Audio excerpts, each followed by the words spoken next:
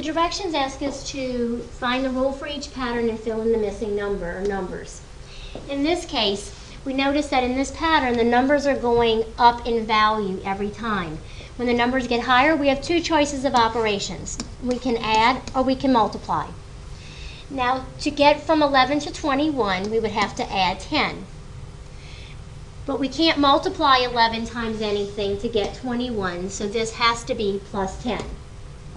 Now, when you're noticing that you have to add, if you're having trouble determining what number to add by, simply subtract the two numbers. If you take 11 from 21, you would get 10. Now, to get from 21 to 41, since we know we have to add, but adding 10 to 21 won't give us 41. So we have to figure out what number would we have to add to 21 to get 41. So again, you can subtract these two numbers to find the difference of 20. Now this step and this step in the pattern we don't know yet because we're missing a number. So we're going to have to see what this rule was.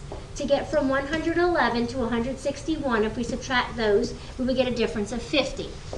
So we know we're going to have to add on these two missing steps. We have to figure out what to add by. If we add 10, 20, the pattern would continue 30, 40, then 50. So we'll make sure that works. 41 plus 30 is 71. 71 plus 40 is 111. So that would be the correct rule and missing number. For a problem like number 18, you notice the numbers go down in value, then up in value, then back down, and then back up. When you have one of these what I call roller coaster type problems, that means you're going to have to use more than one operation. For the numbers to go down in value, our choices are either subtraction or division. So to get from 50 to 25, if we subtract those numbers, that would be 25. We can divide 50 by 2 to get 25. So either one of those choices work. As we continue our way down the pattern, we'll be able to determine which one is correct. But to get from 25 to 30, the numbers go up in value. If numbers go up in value, again, we can choose between addition and multiplication. To get from 25 to 30, we would have to add 5. But there is nothing that we can multiply 25 by to get 30, so multiplication is not an option on this problem.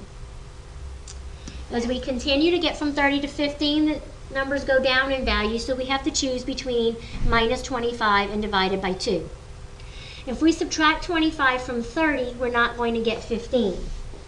But if we divide 30 by 2, we will get 15. So now we can go back here and take out the minus 25. We know that's not the correct choice. We continue. If we look at our rules, it's divided by 2 plus 5 divided by 2. So our next rule should be plus 5. And 15 plus 5 does give us 20. Now as we continue to find the next two missing numbers, we have to continue to follow the pattern in the rule. It's divided by 2 plus 5 divided by 2 plus 5. This would be divided by 2, then plus 5. 20 divided by 2 is 10. 10 plus 5 is 15. So that finishes off that pattern for us. When we're working with functions, we have to remember a function is a rule that we have to follow to determine the relationship between the two values, here C and D. In the function table, we're given 5 different values of C, and we're going to have to use that with this equation and the expression in the equation 6C. 6C means 6 times C, so since C is 0 in our first step, 6 times 0 would give us 0, so that's the first value for D.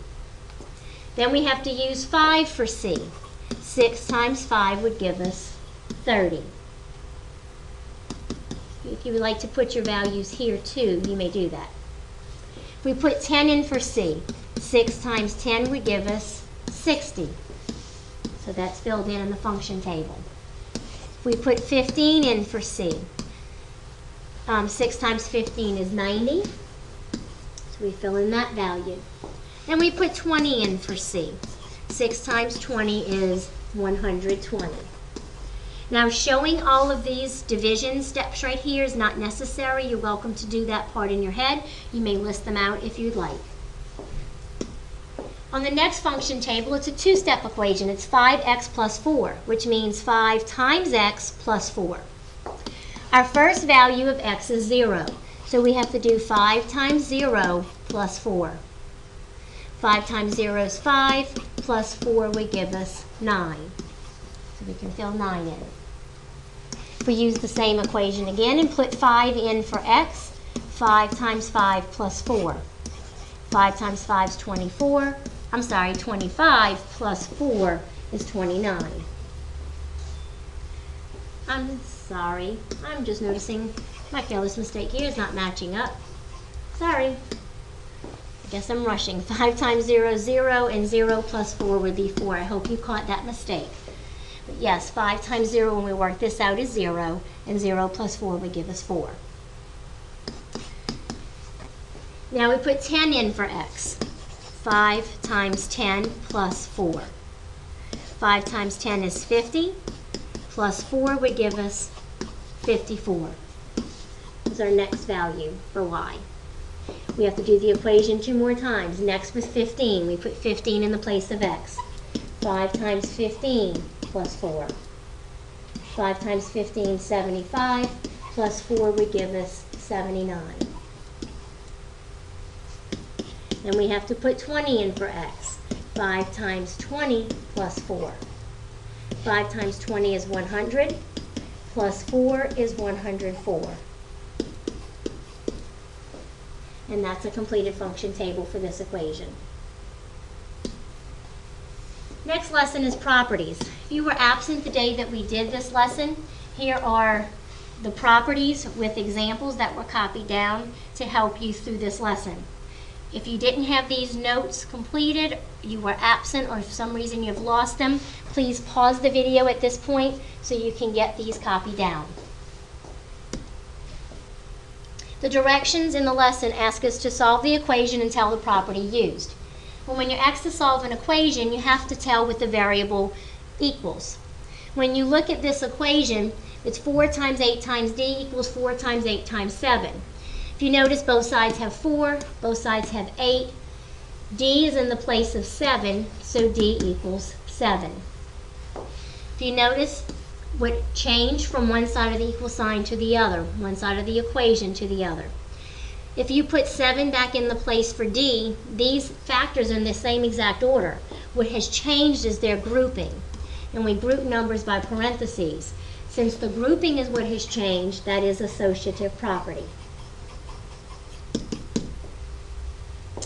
Number 6, 9 times y equals 0. Well, you have to know that any number times 0 is 0, so y has to be 0, because 9 times 0 is 0. The property that tells us that is the case is the 0 property. Number 7, n times 43 equals 43 times 3. Well, both sides have 43 as a factor. N is in the place of 3, because 3 times 43 would equal 43 times 3. And if you notice the difference between the two sides of the equation, on the left side it's 3 and then 43. On the right side they have been switched. That is commutative property, when the order of the factors is switched. Number 9, 5 times n equals 5. Well, 5 times 1 equals 5. And the property that tells us any number times 1 stays the same is the identity property. So that would be identity. The last lesson that we're doing in the chapter is the distributive property. It's a property that says that we can multiply this factor 7 times each value in 26 separately, then add those two products together to get the answer. Well, what that would look like is taking 7 times the value of the 2. The 2 has a value of 20 because the number is 26. And then you multiply 7 times the value of the 6. 7 times 6. So we took the 7 and we're separating the value of 26 into its two separate values, 20 and 6, and multiplying that separately. 7 times 20 is 140. 7 times 6 is 42. And then we add that together to get our answer of 182. Number 7, we would do 9 times the first value of the second factor, which is 20. So we do 9 times 20. And then we would have to do 9 times 4. We multiply 9 times 20, that's 180.